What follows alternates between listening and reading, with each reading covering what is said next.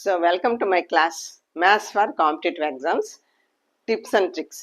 Daily one question. Today's question is square root of 16 plus square root of 49 plus square root of 25 whole to the power of half plus 12.7 by 5 into 10 is equal to how much? X అనుకుందాం. ఇక్కడ square root of 16 4, square root of 49 7, square root of 25 5 whole to the power of half plus 12.75 by 5 into 10. So we will cancel it. 5 ones 5 2s. 0.75 into 2 ante 1.5. 12 into 2 ante 24. Therefore manaku 25.5 vastadi. So this is 25.5.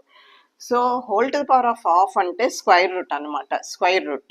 So 4 plus 7 11, 11 plus 5 16.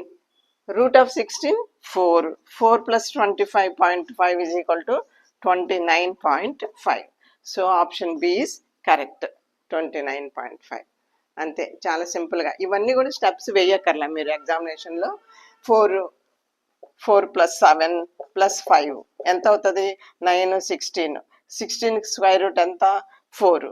Direct 4 వేయచ్చు. ఇక్కడ కూడా simplify చేసి 12.75 into 2 అంటే 24 plus 1.5 25.5 అప్పుడు add చేసేయచ్చు అనమాట.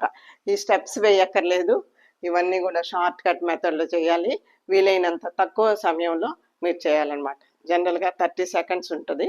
So 30 seconds లోపల చేయగలిగితే, ఆల్రెడీ మీరు చూసిన క్వశ్చన్ అయితే 30 సెకండ్స్ లోపల చేయొచ్చు. అప్పుడు ఏదైనా కొత్త క్వశ్చన్కు ఆ టైం మీరు ఉపయోగించుకోవచ్చు అనమాట.